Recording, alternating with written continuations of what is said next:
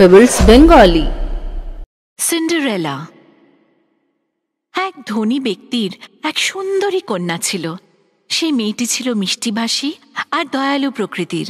সেই ধনী ব্যক্তির স্ত্রী মারা যাবার পর উনি আবার বিয়ে করেন। তার দুই মেয়ে ছিল, আগাথা আর আনিসা। ওরা ওই মিষ্টি মেয়েটার সাথে মোটেই ভালো ব্যবহার করত না। তাড়াতাড়ি করে সমস্ত ঘরটা ঝাড়পোছ করে পরিষ্কার করে রাখবে, বুঝতে পারলে আমার কথাটা? ওই ছোট্ট মেয়েটি সারাদিন কত কাজ করত, যার ফলে সব সময় ওর কাপড় চোপড় থাকতো নোংরা আর খারাপ দেখতে। ওরা ওর নাম রাখলো সিন্ডারেলা। দেখো, আমরা এই কাপড়ে কত সুন্দর লাগছি। একদিন সেই দেশের রাজা রাজ্যের সমস্ত প্রজাদের বল ডান্সের আমন্ত্রণ দিয়ে নিজের রাজমহলে ডেকে পাঠালেন। সব মেয়েদের রাজকুমারের সাথে দেখা করার আমন্ত্রণ ছিল। রাজকুমার সবার সঙ্গে বল ডান্স করতে করতে হয়তো কাউকে নিজের রানী হবার প্রস্তাব দেবেন। বল ডান্সের দিন সিন্ডারেলা, আমাদের তৈরি হতে সাহায্য করো, আমরা বল ডান্সে যাব। সিন্ডারেলা সব থেকে সুন্দর কাপড় ওদের বার করে দিল। যখন ওরা তৈরি হয়ে গেল, মা, আমাকেও রাজার অনুষ্ঠানে তোমাদের সঙ্গে নিয়ে চলো না। না সিন্ডারেলা, তোমাকে কি করে নিয়ে যেতে পারি? তোমার কোনো ভালো কাপড় নেই, ধুলো মাখা চেহারা, তোমার জন্য আমাদের লজ্জায় পড়তে হবে। বাড়িতে কেউ ছিল না। সিন্ডারেলা ফুপিয়ে ফুপিয়ে কাঁদতে আরম্ভ করলো। রাজার অনুষ্ঠানে যেতে আমার ভীষণ ইচ্ছে করছে। যদি কোনো পরী আসতো তাহলে আমার ইচ্ছা পূরণ হতে পারত। সাদা চুলে ভর্তি এক ভদ্রমহিলা জাদুর কাঠি নিয়ে সামনে দাঁড়ালেন। তুমি কাঁদছো কেন মা? তুমি কে? আমি তোমার সেই স্বপ্নের পরী। আমি রাজার অনুষ্ঠানে যেতে চাই, কিন্তু আমার সৎ মা আমাকে নিয়ে যায়নি। আমি তোমায় যেতে সাহায্য করব। জাদুর কাঠি ছুঁয়ে উনি বাগানের কুমড়োকে রথ বানিয়ে দিলেন, সাদা ইঁদুরকে বানালেন কোচোয়ান।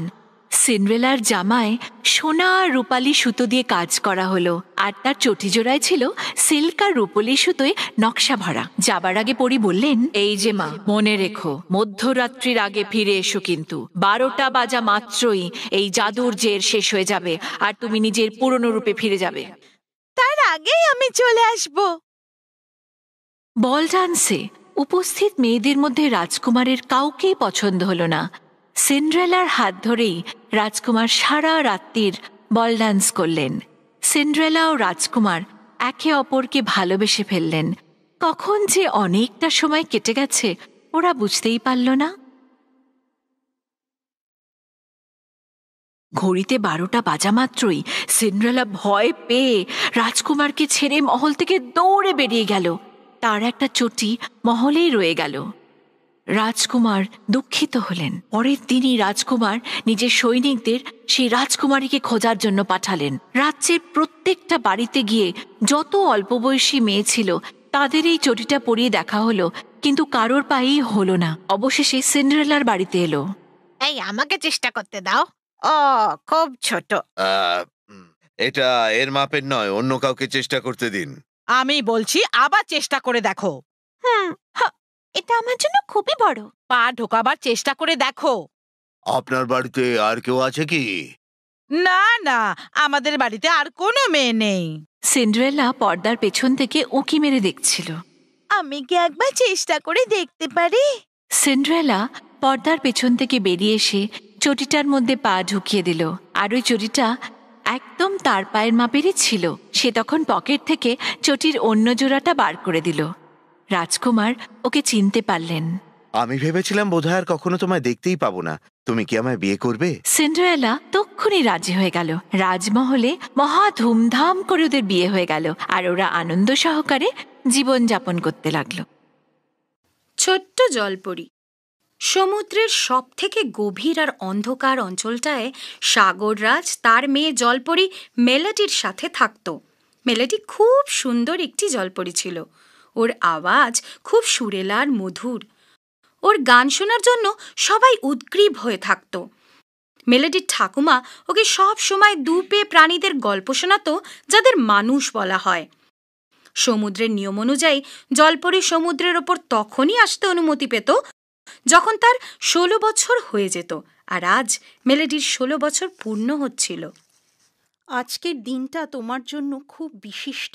তুমি এবার সমুদ্রের ধারে যেতে পারবে আর মানুষদের দেখতে পাবে, কিন্তু মনে রেখো ওদের সাথে কথা বলো না, শুধু ওদের দেখে ফিরে আসবে। মেলোডি সবাইকে বিদায় জানালো আর জলের উপরে এলো। এটা তো একটা জাহাজ। ওই জাহাজের পাশ দিয়ে যেতে যেতে ও মানুষদের দেখলো। ওদের মধ্যে একটা মানুষ খুব লম্বা আর দারুণ সুন্দর দেখতে ছিল। ওর মাথায় মুকুট ছিল। ও নিশ্চয় রাজকুমার, কি সুন্দর দেখতে। মেলোডি ওকে ভালোবাসতে লাগলো। তখনই হঠাৎ একটা ঝড় এলো আর জাহাজ সমুদ্রে ডুবতে লাগলো। রাজকুমারও ডুবে যাচ্ছিল। না, আমি ওকে নিশ্চয়ই বাঁচাবো। ও রাজকুমারকে ধরে ফেললো আর ওকে জলের ধারে নিয়ে গেল। ওকে তীরে ছেড়ে দিয়ে সমুদ্রের কিছুটা ভিতরে ঢুকে দেখতে লাগলো যে রাজকুমার এবার কি করে। ও ওর জন্য মিষ্টি গানও গাইল। রাজকুমারের জ্ঞান ফিরল। ও এদিক ওদিক নিজের পরিত্রাতার খোঁজ করল, কিন্তু দেখতে পেল না। কিছুক্ষণ পর ওখান দিয়ে যারা যাচ্ছিল তারা রাজকুমারের মদত করল। ভগবানের দয়ায় ও বেঁচে গেল। আমিও যদি এই মানুষদের মতন হতে পারতাম। রাজমহলে ফিরে ও ঠাকুমাকে সব খুলে বলল। 3 দিন মেলোডি খুব উদাস হয়ে পড়ছিল। মেলোডি, তোমায় খুব চিন্তিত লাগছে। হ্যাঁ ঠাকুমা, আমি ওই সুন্দর রাজকুমারকে ভুলতেই পারছি না। আমিও 2টো পা চাই, তাহলে আমিও ওর সাথে গিয়ে থাকতে পারবো। কেবল একজনই তোমায় সাহায্য করতে পারে, সাগর ডাইনি। ও তোমায় পা দিতে পারে মা। মেলোডি সাগরের ডাইনির কাছে গেল। ডাইনি ওকে পা দিতে রাজি তো হলো, কিন্তু ওর একটা শর্ত ছিল। পায়ের বদলে নিজের মিষ্টি আওয়াজ আমায় দিয়ে দিতে হবে। মেলোডি ওই শর্তে একটু খুশি হলো না, কিন্তু ও মেনেও নিল। ঠিক আছে, এবার এই বাটিটা তুলে যা আছে পান করো। ওটা পান করতেই মেলোডি গভীর নিদ্রায় ডুবে গেল। যখন ও জাগলো, ও দেখলো যে ও সমুদ্রের ধারে বসে আছে। ওর 2টো পাও ছিল। তখনই রাজকুমার সমুদ্রের তীরে এলো। সুন্দরী নারী, কে তুমি? মেলোডি উত্তর দেওয়ার খুব চেষ্টা করলো, কিন্তু গলা দিয়ে আওয়াজই বেরোলো না। এই জন্য ও হাতের ইশারায় বোঝাতে চাইল। আমার নাম রাজকুমার কিল। আমার সাথে রাজমহলে যাবে? আমি তোমার খুব যত্ন করব। রাজকুমার মেলোডিকে নিজের বাড়ি নিয়ে গেল। রোজ ওরা একসাথে সমুদ্রের তীরে বেড়াতো, একসাথে খেত। খুব শিগগিরই ওরা একে অপরের খুব ভালো বন্ধু হয়ে উঠল। মেলোডি ওর সাথে ইশারায় কথাও বলতো। তখন গভীর সমুদ্রে আরে, মেলোডির এই মিষ্টি আওয়াজ নিয়ে আমি করবটা কি? এটা তো এতই সুরেলা যে আজকাল কেউ আমায় ভয়ই পায় না। মেলোডির মধুর আওয়াজ তখন এই ডাইনিটাকে ওর অভিশাপের মন্ত্রগুলোও পড়তে দিত না। এরম চলতে পারে না। আমি আমার ভয়ঙ্কর আওয়াজ ফেরত চাই। ডাইনি এবার রাজকুমারের মহলে গিয়ে মেলোডির সাথে দেখা করলো। দেখো, তুমি চাও তো এই পাগুলোও রেখে নিতে পারো, কিন্তু নিজের আওয়াজ ফেরত নিয়ে নাও। মেলোডি এটা শুনে খুব খুশি হলো আর তখনই নিজের আওয়াজ ফেরত নিয়ে নিল। আর ডাইনিও নিজের আসল ভয়ঙ্কর আওয়াজ ফেরত পেয়ে গেল। ও নিজের মহলে গভীর সমুদ্রে ফিরে গেল। এবার আমায় সবাই ভয় পাবে। মেলোডি মিষ্টি আওয়াজে গান গাইতে লাগলো। রাজকুমার তখনই ওই আওয়াজটা চিনে নিল। আরে, এটা তো সেই আওয়াজটা। তো তুমিই সেই মেয়ে যে আমায় বাঁচিয়েছিলে। তুমি আমায় বিয়ে করবে? হ্যাঁ, আমার রাজকুমার নিশ্চয়ই করব। মেলোডি আর রাজকুমারের বিয়ে একটা বিরাট জাহাজে হলো। সাগররাজ, মেলোডির ঠাকুমা আর বাকি সব জলপরীরা ওই বিয়েতে এসেছিল। তারপর মেলোডি আর রাজকুমার কিল দারুণ আনন্দে নিজেদের জীবন কাটাতে লাগলো। স্নো হোয়াইট আর 7 বামন। একসময় এক খুব সুন্দর রাজকুমারী ছিল। ও এত ফর্সা ছিল যে ওর নাম স্নো হোয়াইট রাখা হলো। স্নো হোয়াইটের সৎমা রানী এলসা খুব শয়তান ছিল। ও স্নো হোয়াইটের সাথে খুব খারাপ ব্যবহার করত। রানীর কাছে একটা আয়না ছিল। রোজ সকালে রানী ওই আয়নায় মুখ দেখে জিজ্ঞেস করত, আয়না, আয়না, বল না, আমার মতন সুন্দর আর কেউ হয় না। তুমি শয়তান, কিন্তু সব থেকে সুন্দর তো তুমি, আমার রানী। অনেক বছর কেটে গেলে স্নো হোয়াইট বড় হয়ে গেল। একদিন আয়না রানীকে অন্যই জবাব দিল, তুমি সব থেকে শয়তান, কিন্তু সব থেকে সুন্দর না। সব থেকে সুন্দর তো স্নো হোয়াইট, আমার রানী। আয়নার উত্তরে রানী এত রেগে গেল যে ও রাজকুমারীকে মহল থেকে তাড়িয়ে জঙ্গলে পাঠিয়ে দিল। ঘন জঙ্গলে স্নো হোয়াইট একা চলতে লাগলো। ও খুব ক্ষুধার্ত, তৃষ্ণার্ত, পরিশ্রান্ত, ভীত ছিল। জঙ্গলে ঘুরতে ঘুরতে ও দূরে একটা কুঁড়ে ঘর দেখতে পেল। ও ঘরের ভিতরে গেল। ওখানে একটা টেবিলে অনেক রকমের খাবার রাখা ছিল, সঙ্গে 7টা থালা আর 7টা চামচও রাখা ছিল। ওহ, আমার খুব খিদে পেয়েছে, আগে কিছু খেয়েনি। স্নো হোয়াইট খেয়ে নিল। পাশের ঘরে ও দেখলো পরপর 7টা ছোট ছোট খাট রাখা। স্নো হোয়াইট খুব হাঁপিয়ে গেছিল। 7টা খাট একসাথে করে শুয়ে পড়ল আর গভীর ঘুমে ঢুলে পড়ল। কিছুক্ষণ বাদে 7টা বামন ওখানে এলো। ওই বাড়িটা ওদের। ওরা দেখলো স্নো হোয়াইট ওখানে ঘুমোচ্ছে। এই কে তুমি? আমার নাম স্নো হোয়াইট। আমার সৎমা আমায় জঙ্গলে ছেড়ে দিয়েছে। আচ্ছা, তা তুমি আমাদের খাবার খেয়ে নিয়েছো। দোষ হয়ে গেছে, ক্ষমা করে দাও আমায়। বামনরা দেখলো যে স্নো হোয়াইট খুব ভালো আর উদার মেয়ে, এই জন্য ওরা ওকে সাহায্য করবে বলে কথা দিল। ওদিকে রাজমহলে আয়না, আয়না, বল না, আমার মতো সুন্দর আর কেউ হয় না। তুমি সব থেকে শয়তান আর পাজি, কিন্তু স্নো হোয়াইট যে ঘন জঙ্গলে এই মুহূর্তে বেশ সুরক্ষিত, সেই সব থেকে সুন্দর মহারানী। না, মেরে ফেলবো আমি ওকে। রানী নিজের রূপ পাল্টে এক ফেরিওয়ালির বেশ ধারণ করলো আর তারপর একটা বিষ মাখা চিরুনি নিয়ে ও গেল স্নো হোয়াইটের সাথে দেখা করতে। আরে মেয়ে, কি সুন্দর চুল তোমার। এই নাও, এই চিরুনিটা তোমার চুলের জন্য। যেই স্নো হোয়াইট ওই চিরুনি দিয়ে চুল আঁচড়ালো, গভীর ঘুমে ডুবে গেল। যখন বামনরা ফিরল, দেখলো যে স্নো হোয়াইট গভীর নিদ্রায়। এটা নিশ্চয়ই পাজি রানীর কাজ। এই চিরুনিটা দেখো। যেই বামনরা ওর চুল থেকে চিরুনি সরালো, স্নো হোয়াইট আবার জেগে উঠল। বামনরা খুব খুশি। ওদিকে রাজমহলে আয়না, আয়না, বল না, আমার চেয়ে সুন্দর আর কেউ হয় না। তুমি দুষ্টু আর খুব চালাক রানী, কিন্তু স্নো হোয়াইট এখনো বেঁচে আর ওই সব থেকে সুন্দর। না, এটা হতেই পারে না। এবার রানী এক চাষি বউয়ের রূপ ধারণ করলো আর একটা ঝুড়িতে বিষ মাখা আপেল নিয়ে চলল স্নো হোয়াইটের সাথে দেখা করতে। কুড়ের কাছে আসতেই ও দেখলো যে স্নো হোয়াইট বাগানে ঘুরছে। আরে, তোমায় তো খুব দুর্বল লাগছে। নাও, এই রসালো আপেলটা খাও। ধন্যবাদ, সত্যি আমার খুব খিদে পেয়েছিল। যেই স্নো হোয়াইট আপেলের টুকরোতে কামড় বসালো, মাটিতে ঢলে পড়লো। এবার রানী ভাবলো যে স্নো হোয়াইট কিছুতেই বাঁচবে না, ও নিশ্চয়ই মরে গেছে। আনন্দে ওখান থেকে চলে গেল। বিকেলে যখন বামনরা বাড়ি ফিরলো, স্নো হোয়াইট ওঠো, স্নো হোয়াইট ওঠো। ও তো মরে গেছে। বামনরা কাঁদতে লাগলো। ওরা ওকে তুলে খাটে শুইয়ে দিল। কিছুক্ষণ পর এক যুবক রাজকুমার ঘোড়ায় চড়ে ওই জঙ্গলে এলো।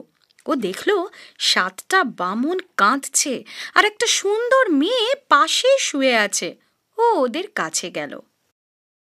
বাহ, ও কি সুন্দর দেখতে। স্নো হোয়াইটকে দেখতেই রাজকুমার ওকে ভালোবেসে ফেলল। কে এই সুন্দর মেয়েটি? বামনরা রাজকুমারকে সব কিছু খুলে বলল। রাজকুমার নিচে ঝুঁকে স্নো হোয়াইটের গালে একটা চুমু খেলো। যেই ও এটা করলো, স্নো হোয়াইট হঠাৎ জেগে উঠল আর জোরে জোরে কাশতে লাগলো। কাশতে কাশতে আপেলের একটা ছোট টুকরো ওর মুখ থেকে ছিটকে বেরিয়ে এলো। কি হয়েছিল আমার? তুমি তো মরে গেছিলে, কিন্তু এখন বেঁচে উঠেছো। স্নো হোয়াইট খুব অবাক হলো। স্নো হোয়াইট আমায় বিয়ে করবে? হ্যাঁ, নিশ্চয়ই। বামনরা খুব খুশি হলো। ওরা আনন্দে নাচতে লাগলো। রাজকুমার স্নো হোয়াইট আর বামনদের নিজের রাজ্যে নিয়ে গেল। ওদিকে রাজমহলে রানী আবার আয়নাকে জিজ্ঞেস করলো, আয়না আয়না, বল না, আমার চেয়ে সুন্দর আর কেউ হয় না?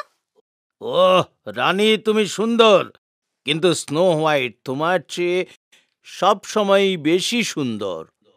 না! রানী রাগে পাগল হয়ে আয়নাটাকে ভেঙে ফেলল আর নিজেকে একটা ঘরে বন্দি করে নিল। এভাবেই ও ঘরে ওর মৃত্যু হয়ে গেল। ব্যাং রাজকুমার। বহুকাল আগে এক রাজা ছিল। ওর একটা মিষ্টি মেয়ে ছিল, তার নাম ছিল জেড। জেড এত সুন্দর আর তেজস্বিনী ছিল যে সূর্যের আভাও ওকে দেখে লজ্জা পেত। রাজা ওকে এত ভালোবাসত যে ওর দূরে যাওয়ার ভয়ে ওকে কারুর সাথে খেলতেও দিত না। বেচারি জেডের কোনো বন্ধুই ছিল না। নিজের একাকিত্ব কাটাতে ও সোনার বল দিয়ে খেলতো। সোনার বল দিয়ে খেলতে ওর সব থেকে বেশি ভালো লাগতো। একদিন খেলতে খেলতে ও সোনার বলটি জলে পড়ে গেল। জেড কাঁদতে শুরু করলো। হঠাৎ ও একটা আওয়াজ পেল। তুমি কাঁদছো কেন রাজকুমারী? ও ঘুরে আওয়াজের দিকে দেখল। ও দেখতে পেল একটা ব্যাঙ নিজের কুৎসিত মুখ জলের ওপরে তুলে ওর সাথে কথা বলছে। তুমি তুমি একটা বিচ্ছিরি ব্যাঙ, তুমি কি সাহায্য করবে আমার? কেঁদো না রাজকুমারী, আমি নিশ্চয়ই তোমার সাহায্য করব। আমায় বলো কি হয়েছে। আমার সোনার বলটা এই জলে পড়ে গেছে, আর এইখানে তো গভীর জল। আমি যদি তোমার সোনার বল ওখান থেকে বার করে দিই, কি দেবে তুমি আমায়? যা তুমি চাও, পোশাক, গয়না, রত্ন, বা যদি চাও আমার এই সোনার মুকুটটাও তোমায় দিয়ে দিতে পারি। তোমার পোশাক, সোনা, হিরে, মানিক আমার চাই না। যদি তুমি আমায় তোমার থালায় খেতে দাও, তোমার বিছানায় শুতে দাও, তাহলে আমি তোমার বল ফেরত এনে দেবো। রাজকুমারী একটুক্ষণ ভাবল। এই কুৎসিত ব্যাঙটার সাথে কে বন্ধুত্ব করবে? ঠিক আছে, আমি তোমায় কথা দিচ্ছি, তুমি যেমন চাইবে তেমনই হবে। ব্যাঙ জলে লাফিয়ে ডুব দিল আর মুখে করে রাজকুমারীর বলটা নিয়ে ফিরে এলো। ঘাসের ওপরও বলটাকে রেখে দিল। নিজের সোনার বলটা দেখে রাজকুমারী তো খুব খুশি। ও বলটা তুলে ব্যাঙকে ওখানেই রেখে পালিয়ে গেল। দাঁড়াও রাজকুমারী। দ্বিতীয় দিন রাজপরিবার খেতে বসেছিল। তখনই দরজায় ঠক ঠক আওয়াজ হলো। জেড গিয়ে দেখে তো হতবাক, ওই বিচ্ছিরি ব্যাঙটা ওখানে বসে। কেমন আছো রাজকুমারী? ব্যাঙকে দেখে রাজকুমারী ভয় পেয়ে গেল। দরজাটা জোরে বন্ধ করে ও আবার টেবিলে গিয়ে বসলো। কে ছিল মা? কেউ না, একটা কুৎসিত ব্যাঙ মাত্র। ব্যাং? ওর তোমাকে দিয়ে কি দরকার? রাজকুমারী বাবাকে সব বলল। তুমি যদি কথা দিয়ে থাকো তা অবশ্যই পূরণ করা উচিত। যাও, ব্যাংটাকে ভেতরে নিয়ে এসো। রাজকুমারী ব্যাঙটাকে ঘরে নিয়ে এলো। ব্যাঙটা ভিতরে এসে জেডের পাশে গিয়ে বসলো। ব্যাঙটা জেডের থালাতেই খেলো আর ওর গ্লাস থেকেই জল পান করলো। আমি খুব পরিশ্রান্ত। রাজকুমারী, তুমি আমায় তোমার পালঙ্কে নিয়ে চলো। রাজকুমারী ব্যাঙটাকে হাতে নিয়ে নিজের শোবার ঘরে চলে গেল। খাটের এক কোণে ব্যাঙটাকে রেখে ও ঘুমোতে গেল। কিন্তু কিছুতেই ওর ঘুম আসছিল না। ওর ব্যাঙ বন্ধু ওর জন্য গান গাইল। ওর আওয়াজ এতই মধুর ও সুরেলা ছিল যে রাজকুমারী সহজেই ঘুমিয়ে পড়ল। পরের দিন সকালে বিদায় নিয়ে ব্যাঙটা চলে গেল। যাক, আপদ বিদেয় হলো। রাতে আবার ব্যাঙটা ওখানে এলো। ও রাজকুমারীর পাতে খেলো, গেলাসে জল পান করলো আর বিছানায় ঘুমোতে গেল। ঘুমানোর আগে ও রাজকুমারীকে মিষ্টি গানও শোনালো। আরে, এর এখানেই থাকার ইচ্ছে হয়নি তো? অবশ্য খুব একটা খারাপও নয়, ভালোই, আর বেশ ভালো বন্ধুও হতে পারে। ওর আওয়াজও আমার বেশ পছন্দ। তৃতীয় দিন ব্যাঙ আবার ফিরে এলো। রাজকুমারী, তুমি নিজের কথা রেখেছো। কাল সকালে ঘুম থেকে উঠেই তুমি এক অদ্ভুত উপহার পাবে।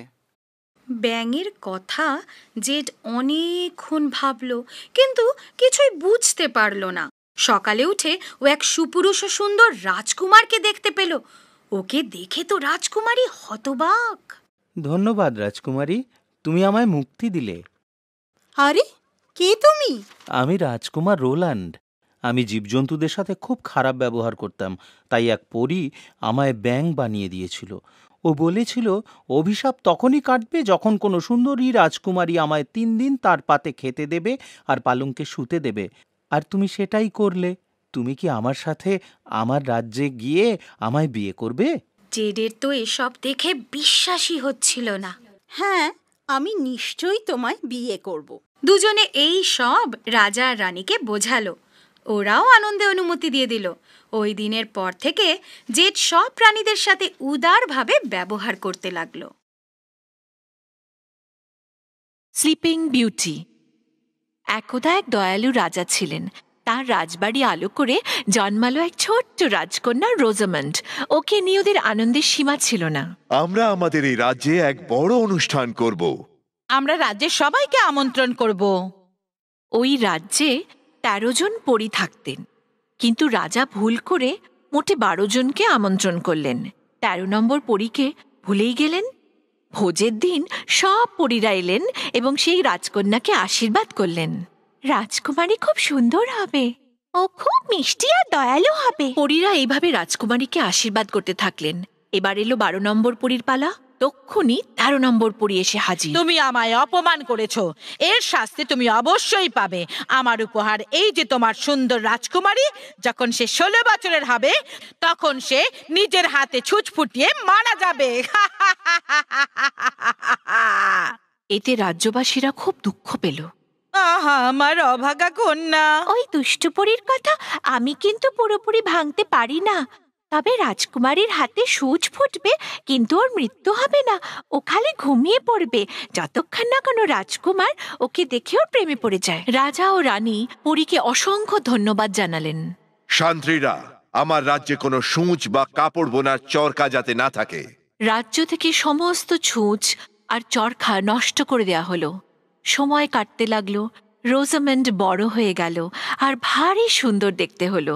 পরীদের আশীর্বাদ মতোই সে হলো খুব সুন্দরী, বুদ্ধিমতী আর দয়ালু। 16 বছরের জন্মদিনে রোজামন্ড পুরো মহল ঘুরে দেখছিল। হঠাৎ একটা ছোট্ট অন্ধকার ঘরে এক বৃদ্ধ মহিলাকে সে দেখে চরখা চালাতে। তুমি কি করছো? আমি চরকা চালাচ্ছি।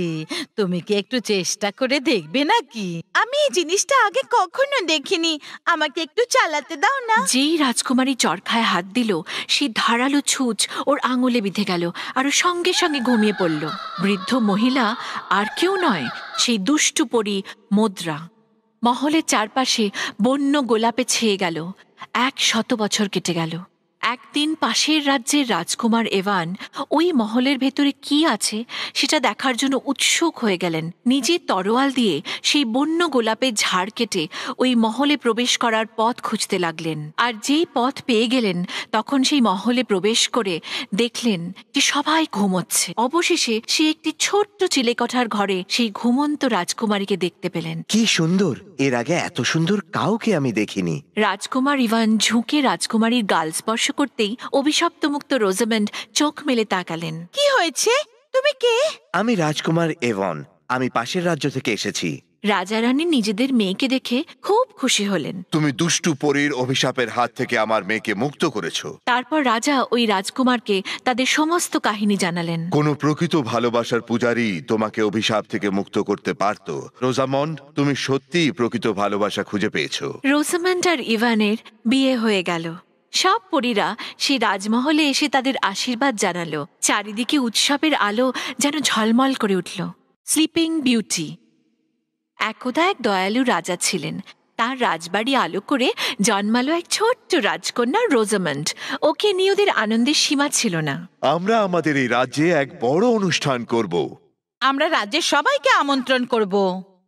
ওই রাজ্যে 13 জন পরী থাকতেন, কিন্তু রাজা ভুল করে মোটে 12 জনকে আমন্ত্রণ করলেন। 13 নম্বর পরীকে ভুলেই গেলেন। ভোজের দিন সব পরীরা এলেন এবং সেই রাজকন্যাকে আশীর্বাদ করলেন। রাজকুমারী খুব সুন্দর হবে, ও খুব মিষ্টি আর দয়ালু হবে। পরীরা এইভাবে রাজকুমারীকে আশীর্বাদ করতে থাকলেন। এবার এলো 12 নম্বর পরীর পালা। তক্ষুনি 13 নম্বর পরী এসে হাজির। তুমি আমায় অপমান করেছো, এর শাস্তি তুমি অবশ্যই পাবে। আমার উপহার এই যে তোমার সুন্দর রাজকুমারী, যখন সে 16 বছরের হবে তখন সে নিজের হাতে ছুঁচ ফুটিয়ে মারা যাবে। এতে রাজ্যবাসীরা খুব দুঃখ পেল। আহা, আমার অভাগা কন্যা। ওই দুষ্টপরীর কথা আমি কিন্তু পুরোপুরি ভাঙতে পারি না, তবে রাজকুমারীর হাতে সূচ ফুটবে, কিন্তু ওর মৃত্যু হবে না। ও খালি ঘুমিয়ে পড়বে যতক্ষণ না কোনো রাজকুমার ওকে দেখে ওর প্রেমে পড়ে যায়। রাজা ও রানী পরীকে অসংখ্য ধন্যবাদ জানালেন। শান্ত্রীরা, আমার রাজ্যে কোনো সূঁচ বা কাপড় বোনার চরকা যাতে না থাকে। রাজ্য থেকে সমস্ত ছুঁচ আর চরখা নষ্ট করে দেয়া হলো। সময় কাটতে লাগলো, রোজামেন্ড বড় হয়ে গেল আর ভারী সুন্দর দেখতে হলো। পরীদের আশীর্বাদ মতোই সে হলো খুব সুন্দরী, বুদ্ধিমতী আর দয়ালু। 16 বছরের জন্মদিনে রোজামেন্ড পুরো মহল ঘুরে দেখছিল। হঠাৎ একটা ছোট্ট অন্ধকার ঘরে এক বৃদ্ধ মহিলাকে সে দেখে চরখা চালাতে। তুমি কি করছো? আমি চরকা চালাচ্ছি, তুমি কি একটু চেষ্টা করে দেখবে নাকি? আমি এই জিনিসটা আগে কখনো দেখিনি, আমাকে একটু চালাতে দাও না। যেই রাজকুমারী চরখায় হাত দিল, সেই ধারালো ছুঁচ ওর আঙুলে বিঁধে গেল আর ও সঙ্গে সঙ্গে ঘুমিয়ে পড়ল। বৃদ্ধ মহিলা আর কেউ নয়, সেই দুষ্টু পরী মুদ্রা। মহলের চারপাশে বন্য গোলাপে ছেয়ে গেল। 100 বছর কেটে গেল। একদিন পাশের রাজ্যের রাজকুমার এভান ওই মহলের ভেতরে কি আছে সেটা দেখার জন্য উৎসুক হয়ে গেলেন। নিজের তরোয়াল দিয়ে সেই বন্য গোলাপের ঝাড় কেটে ওই মহলে প্রবেশ করার পথ খুঁজতে লাগলেন। আর যেই পথ পেয়ে গেলেন, তখন সেই মহলে প্রবেশ করে দেখলেন যে সবাই ঘুমোচ্ছে। অবশেষে সে একটি ছোট্ট চিলেকোঠার ঘরে সেই ঘুমন্ত রাজকুমারীকে দেখতে পেলেন। কি সুন্দর! এর আগে এত সুন্দর কাউকে আমি দেখিনি। রাজকুমার ইভান ঝুঁকে রাজকুমারীর গাল স্পর্শ করতেই অভিশপ্তমুক্ত রোজামেন্ড চোখ মেলে তাকালেন। কি হয়েছে? তুমি কে? আমি রাজকুমার এভন, আমি পাশের রাজ্য থেকে এসেছি। রাজা রানী নিজেদের মেয়েকে দেখে খুব খুশি হলেন। তুমি দুষ্টু পরীর অভিশাপের হাত থেকে আমার মেয়েকে মুক্ত করেছো। তারপর রাজা ওই রাজকুমারকে তাদের সমস্ত কাহিনী জানালেন। কোনো প্রকৃত ভালোবাসার পূজারী তোমাকে অভিশাপ থেকে মুক্ত করতে পারত। রোজামন্ড, তুমি সত্যিই প্রকৃত ভালোবাসা খুঁজে পেয়েছো। রোজামেন্ড আর ইভানের বিয়ে হয়ে গেল। সব পরীরা সেই রাজমহলে এসে তাদের আশীর্বাদ জানালো। চারিদিকে উৎসবের আলো যেন ঝলমল করে উঠল। থাম্বলিনা এক গ্রামে এক দয়ালু মহিলা ছিলেন, কিন্তু উনার কোনো সন্ততি ছিল না। সন্তান পাওয়ার জন্য উনি এক ডাইনির কাছে গেলেন। ডাইনি তাকে একটা বীজ মাটিতে পুঁততে বলল। মহিলা সেই বীজ এক বাগানের মধ্যে পুঁতে দিল। কিছুদিন পর এক অদ্ভুত ফুল ফুটে উঠল, আর সেই ফুলের মধ্যে একটা ছোট্ট মিষ্টি দেখতে সোনালি চুলের একটা মেয়ে ছিল, এক বুড়ো আঙুলের সমান। মহিলা ওর নাম রাখলো থাম্বলিনা। একদিনও টেবিলের উপর খেলছিল, তখন সেখানে এক কুৎসিত ব্যাঙ এসে হাজির। আহা, কি সুন্দর এই মেয়েটি! আমার ছেলের উপযুক্ত বউ হতে পারে। ওই ব্যাঙ থাম্বলিনাকে পিঠে তুলে লাফাতে লাফাতে এক সরোবরের কাছে আসলো। বাছা, দেখো কি সুন্দর বউ এনেছি তোমার জন্য। দুটি ব্যাঙই তখন থাম্বলিনাকে ছেড়ে আনন্দ সহকারে বিয়ের জোগাড়ে ব্যস্ত হয়ে পড়ল। থাম্বলিনা ভয়ে কাঁপছে। এবার এক প্রজাপতি ওকে দেখতে পেয়ে বলল, কোনো ভয় নেই, আমি তোমায় সাহায্য করব। এই বলে সে হাত ধরে টেনে অনেক অনেক দূরে একটা ফুলের বাগানে নিয়ে গেল। প্রজাপতি ওকে একটা ফুল এনে দেবার জন্য একটু অন্যদিকে গেল। ঠিক সেই সময় একটা কালো ভ্রমর ওপর দিয়ে থাম্বলিনাকে দেখতে পেল। কি সুন্দর দেখতে, আমি ওকে বাড়ি নিয়ে যাব। জাপটে নিয়ে ভ্রমর ওকে বনের মধ্যে নিয়ে গেল। ওর সব বন্ধুরা চারিদিকে জড়ো হয়ে থাম্বলিনাকে দেখতে লাগলো। দেখো কি নোংরা প্রাণী, ওর শুধু দুটো পা। ভ্রমর ওকে ছেড়ে দিল। বেচারা থাম্বলিনা একা একা বনের মধ্যে বেড়াতে বেড়াতে ছোট্ট একটা গর্তে পড়ে গেল। কে ওখানে? এক বৃদ্ধা ইঁদুর বেরিয়ে এলো। সোনা, ঠান্ডা লাগার আগে ভেতরে চলে এসো। ইঁদুর থাম্বলিনাকে আশ্বস্ত করে ওর বাড়িতে থাকার প্রস্তাব দিল। তুমি আমার বাড়ি পরিষ্কার রেখো সোনা, চায়ের সময় আমাকে আর আমার প্রতিবেশীকে গল্প শুনিও। ঠিক সেই সময় বেজি মহাশয় প্রবেশ করে থাম্বলিনাকে বড় বড় চোখ করে দেখলেন। একদিন সকালে এসো নতুন সুড়ঙ্গে একটু হাঁটা যাক। বেজি মশাই ইঁদুর আর থাম্বলিনাকে সুড়ঙ্গের নিচে নিয়ে গেলেন। পথে তারা এক ঠান্ডায় কাঠ হয়ে যাওয়া এক চড়াই পাখিকে দেখতে পেল। আহা, বেচারা পাখি। ওকে ছেড়ে দাও, এমনিতেও মরবে। কিন্তু থাম্বলিনা ফিরে এসে এক সবুজ কম্বল দিয়ে পাখিটাকে ঢেকে দিল। আমি তোমার সেবা করব যতক্ষণ না তুমি উড়ে যাওয়ার শক্তি ফিরে পাচ্ছ। থাম্বলিনা পাখিটির জন্য গম আর জল নিয়ে রোজ সেখানে আসতো। এর মধ্যে বেজি মশাই থাম্বলিনাকে বিয়ের প্রস্তাব দিলেন। ও থাম্বলিনা, আমি তোমার জন্য ভীষণ আনন্দিত। থাম্বলিনা বেজির বিয়ের প্রস্তাবে মোটেই রাজি হয় না, কিন্তু ইঁদুর ওকে জোর করতেই থাকে। শেষবারের মতো আমি পাখিকে দেখতে চাই। ও নিজের বন্ধুকে দেখার জন্য দৌড়ে গেল, কিন্তু সেই পাখি ওখান থেকে অনেক আগেই উড়ে গেছে। থাম্বলিনা, থাম্বলিনা, আমার পিঠে বসো, আমি অনেক দূরে তোমায় নিয়ে যাব। থাম্বলিনা আনন্দ সহকারে ওর পিঠে বসে উড়ে উড়ে এক ফুলের রাজ্যে গিয়ে পৌঁছলো। এক সুন্দর নবযুবকের প্রতি থাম্বলিনার দৃষ্টি পড়ল। একে অপরের দৃষ্টি বিনিময় হলো আর দুজনেই দুজনকে ভালোবেসে ফেলল। আমি ডেইজির রাজা, তুমি কি আমার রানী হবে? রাজার প্রজারা উড়ে গিয়ে থাম্বলিনাকে এক ডানা উপহার দিল, যা থাম্বলিনার গায়ে সঠিকভাবে জুড়ে গেল। তারপর ওরা দুজনে বিবাহ বন্ধনে আবদ্ধ হল। পিনোকিও। অনেকদিন আগের কথা। জেপেটো নামে এক বৃদ্ধ কুটির শিল্পী ছিলেন। জেপেটো একাই থাকতেন আর বড় ভালো মানুষ ছিলেন। সারা জীবন তিনি বাচ্চাদের খেলনা বানিয়ে কাটাতেন। আমার যদি নিজের সন্তান থাকতো। কচি পাইনের টুকরো দিয়ে তিনি একটা ছোট্ট বাচ্চা বানালেন। নীলপরি গেপেটোকে পুরস্কার দিতে চাইলেন আর জাদুর কাঠি নাড়িয়ে সেই কাঠের পুতুলকে জ্যান্ত করে দিলেন। বাহ বাহ, তুমি আমার সব থেকে সুন্দর পুতুল। আমি তোমায় পিনোকিও বলে ডাকবো।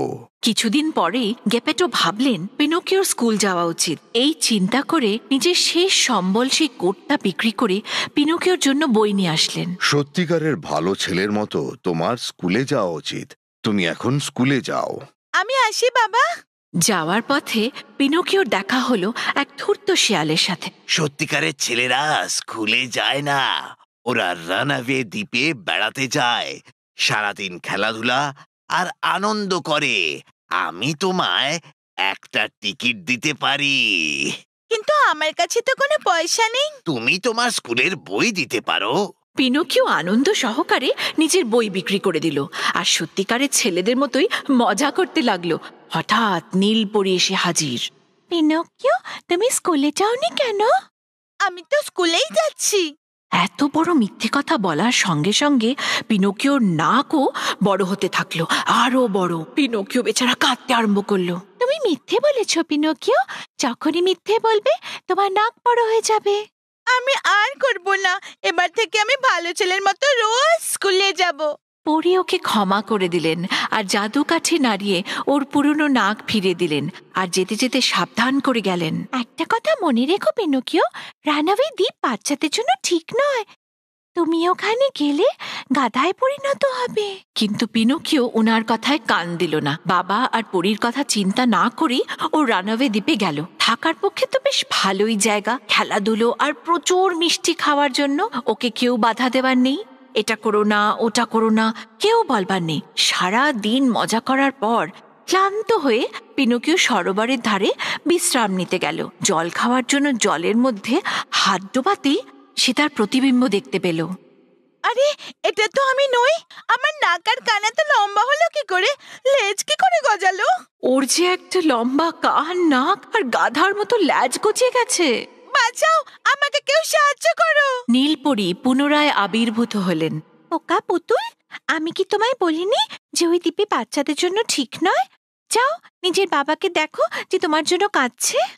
জাদু কাঠি নাড়িয়ে পরি ওই গাধার কান, লম্বা নাক আর ল্যাজ উধাও করে দিলেন এবং সমুদ্রের ধারে ওকে ছেড়ে দিলেন। সেখানে পিনোকিও দেখলো যে ওর গরিব বাবা গেপেটো ডুবে যাচ্ছে। বাবা, আমি আসছি। শুধু বাবার কথা চিন্তা করে পিনোকিও জলের মধ্যে ঝাঁপ দিল বাবার প্রাণ বাঁচাতে। পিনোকিও, এখন তুমি বুঝতে পারছো এক সত্যিকারের মানুষ মানে যার ভেতরে অন্যের জন্য ভালোবাসা আছে।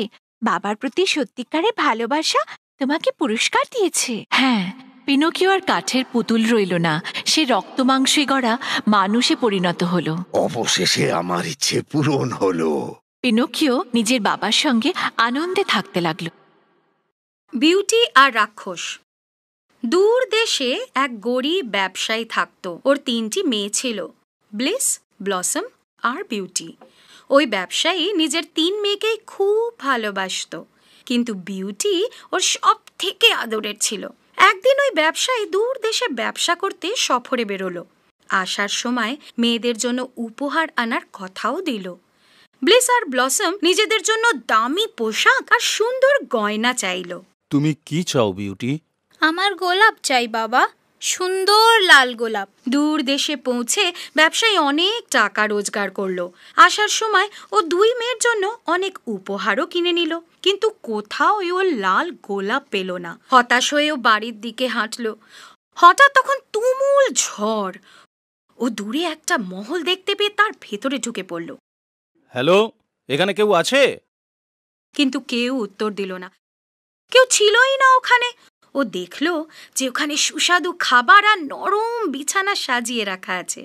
খেয়ে দিয়ে ও গভীর নিদ্রায় ডুবে গেল। দ্বিতীয় দিন সকালে ও মহলে ঘুরছিল। হঠাৎ ও দেখল দারুণ সুন্দর গোলাপের ঝাড়। যেই ও একটা গোলাপ ছিঁড়তে গেল, তখন এক বিশাল রাক্ষস ওখানে এসে হাজির হলো। এই, তোর সাহস হলো কি করে আমার গোলাপে হাত দেওয়ার? এবার তোকে আমি বন্দি করব, দেখ। না না মহাশয়, দয়া করে আমায় ক্ষমা করুন। আমি আমার মেয়ের জন্য এগুলো নিয়ে যাচ্ছিলাম। দয়া করে ওকে আমায় শেষবারের মতন দেখতে দিন। ওই ব্যবসায়ীর নিজের পরিবারের প্রতি প্রেম দেখে রাক্ষস ওকে যেতে দিল। ঠিক আছে, তুমি যেতে পারো, কিন্তু তোমার ফিরে আসতে হবে আর সাজা পেতে হবে। এই আংটিটা নাও, এটা তোমায় এখানে ফিরিয়ে আনবে। ব্যবসায়ী আনন্দে ঘরে ফিরল আর মেয়েদের সবটা গল্প বলল। পরের দিন ওকে রাক্ষসের মহলে ফিরে যেতে হতো। যেতেই হবে বাবা, আপনার কথা খুব মনে পড়বে। সেই রাতে যখন সবাই ঘুমোচ্ছিল, বিউটি তখন ওই আংটিটা বার করে ওটার সাহায্যে রাক্ষসের মহলে পৌঁছে গেল। কে তুমি? যে আপনার বাগান থেকে গোলাপ ছিঁড়েছিল সে আমার বাবা। উনি ওসব আমার জন্য করেছিলেন, এই জন্য শাস্তিটা আমার পাওয়া উচিত, ওনার না। রাক্ষস মেনে গেল ও বিউটিকে অনেক সুন্দর সুন্দর পোশাক, সুস্বাদু আহার ও বাগান থেকে অনেক ফুল দিল। ওরা একসাথে খেলো আর অনেক গল্প করলো। আসলে রাক্ষসটা বিউটিকে ভালোবেসে ফেলেছিল, কিন্তু ও বিউটিকে বলতে ভয় পেত, কারণ ও তো খুব কুৎসিত। এদিকে বিউটি ও রাক্ষসের নরম মন দেখে ওকে পছন্দ করে ফেলছিল, কিন্তু ওর নিজের দিদিদের আর বাবার কথা খুব মনে পড়ছিল। একদিন, আমার পরিবারের কথা খুব মনে পড়ছে, আমি যাই।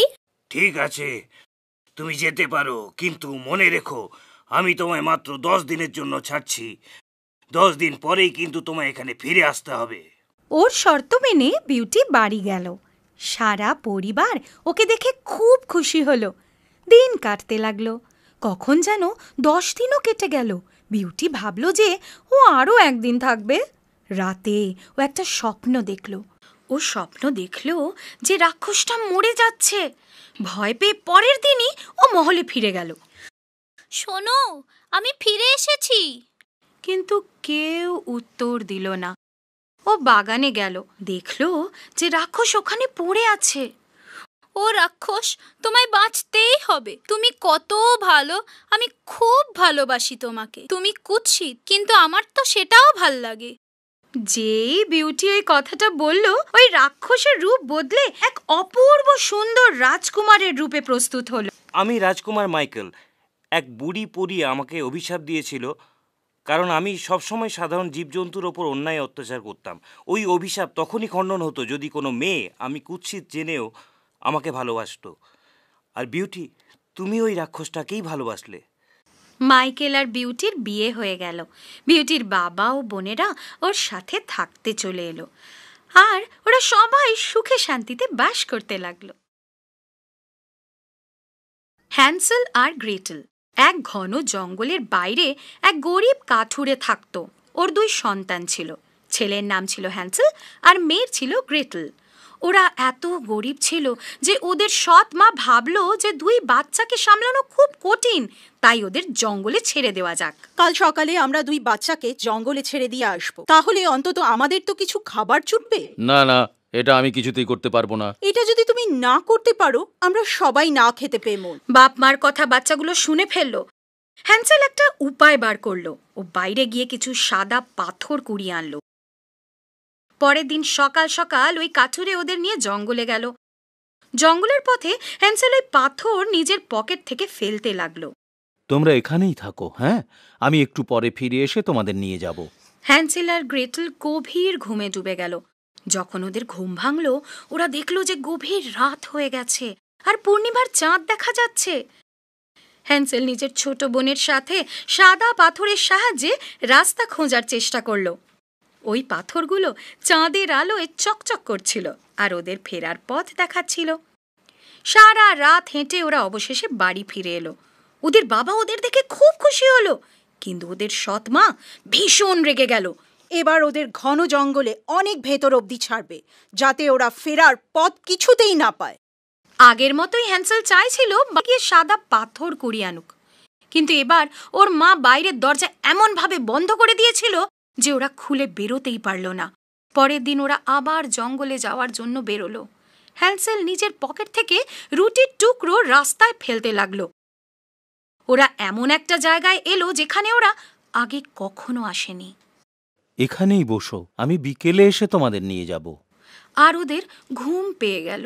বিকেল কেটে গেল, তবু ওদের কেউ নিতে এলো না। বেচারা ওরা আবার ঘুমিয়ে পড়ল। মাঝরাতে যখন ওদের ঘুম ভাঙলো তো চাঁদ ফুটে উঠেছিল। ভাবিস না তুই গ্রেটেল, আমরা পথ খুঁজে বার করব। যখন ওরা পথ খুঁজতে বেরোলো, হ্যান্সেল কোথাও রুটির টুকরো খুঁজে পেল না। পাখিরা রুটির সব টুকরো খেয়ে ফেলেছিল। বাচ্চা দুটি খুব হাঁপিয়ে গেছিল, খিদেও পেয়েছিল। ওরা জঙ্গলে এদিক ওদিক ঘুরে বেড়াচ্ছিল। তখনই ওরা দারুণ গন্ধ পেল খাবারের। ওই গন্ধের পিছনে হাঁটতে হাঁটতে ওরা একটা ছোট্ট ঘরের কাছে পৌঁছলো। ওই ঘরটা কেক দিয়ে বানানো আর জানলাগুলো টফির ছিল। এসব দেখে বাচ্চারা দারুণ খুশি হলো। ওরা কেক খেতে শুরু করলো। হঠাৎ দরজা খুলে গেল আর একটা বুড়ি বাইরে এসে দাঁড়ালো। আরে বাচ্চাকে এখানে ভেতরে চলে এসো। ও ওদের ভেতরে নিয়ে গেল। দারুণ খাবার খেয়ে 2 বাচ্চাই গভীর নিদ্রায় ডুবে গেল। বাচ্চারা তো আর জানতো না যে ওই বুড়িটা আসলে একটা ডাইনি, আর ও বাচ্চাদের ধরে নিজের গোলাম বানিয়ে রাখতো। ও ওই কেকের বাড়ি বাচ্চাদের লোভ দেখাতেই বানিয়েছিল। বাচ্চাদের নিজের ফাঁদে ফেলে ও ওদের মেরে ফেলতো। পরের দিন গ্রেটেলের ঘুম ভাঙতেও দেখল যে ও ওখানে একা শুয়ে। চল ওঠ কুড়ে মেয়ে, চল নিজের ভাইয়ের জন্য রান্না কর। ওকে খুব মোটা করতে হবে। ও যখন বেশ গোলগাল হয়ে যাবে তখন আমি ওকে খাবো। আমার ভাই কোথায়? আমি ওকে পাতাল ঘরে বন্ধ করে রেখে এসেছি। আমার ভাইকে আমি যে করে হোক বাঁচাবো। ও ওই ঘরের কাছে গেল যেখানে হ্যান্সেল বন্দী ছিল। হ্যান্সেল, এই হাতটা রাখো। যখন ডাইনিটা তোমায় নিজের আঙুল দেখাতে বলবে, এই হাতটা দেখাবে। ওই দিনের পর রোজ ডাইনিটা ওই ঘরে হ্যান্সেলের সাথে দেখা করতে যেত আর ওকে নিজের আঙ্গুল দেখাতে বলতো। কিন্তু বুদ্ধিমান হ্যান্সেল প্রতিবার ওই সরু হাড়টা ডাইনিকে দেখিয়ে দিত। ডাইনির দৃষ্টিশক্তি দুর্বল ছিল, এই জন্য ও ঠিক করে দেখতে পেত না যে ওটা হ্যান্সেলের আঙুল না হাড়। এভাবেই দিন কাটতে লাগলো আর ডাইনি খুব উতলা হয়ে উঠল। এবার আমি ওকে মেরে রান্না করব। উনুনটা গরম হতে দিয়েছি, গিয়ে দেখ তো গরম হলো কিনা। ক্ষমা করবেন বুড়িমা, আমি জানি না কি করে এটা বোঝা যায়। আপনি আমায় দেখিয়ে দিন না। বোকা কুঁড়ে মেয়ে, ওই দরজাটা তো বেশ বড়। চল আমি তোকে দেখা কি করে করে এটা। ডাইনি হামা দিয়ে ওইখানে গেল আর নিজের মাথা উনুনের ভিতর ঢুকিয়ে দিল। গ্রেটেল ওকে পিছন থেকে জোরে ধাক্কা দিয়ে উনুন ঘরের দরজা বন্ধ করে দিল। ডাইনি উনুনের ভিতর পুড়ে মারা গেল। গ্রেটেল ছুটতে গিয়ে হ্যান্সেলকে মুক্ত করে দিল। হ্যান্সেল, পাজি ডাইনিটা মরে গেছে। ওরা দুজন ডাইনির ঘরে এলো। ওরা দেখলো যে ওখানে অনেক বাক্স ভর্তি গয়না আর ধনরত্ন। ওরা ওই সব নিয়ে নিল আর জঙ্গলের দিকে এগোলো। এবার জঙ্গলটাকে ওরা চিনতে পারছিল। দূর থেকে দেখলো, আরে ওটা তো ওদের বাড়ি। ওরা ছুটতে গেল নিজের বাড়ি অবধি আর বাবাকে দেখতে পেয়ে জড়িয়ে ধরলো। ও আমার সোনা মনা, তোমরা দুজন কোথায় চলে গেছিলে? আমরা আপনাকে ছেড়ে খুব খারাপ ছিলাম। ওই বাচ্চা দুটি সমস্ত ধনরত্ন ওই কাঠুরেকে দিয়ে দিল। ওসব দেখে কাঠুরে খুব খুশি হলো। তারপর থেকে ওরা আনন্দে দিন কাটাতে লাগলো।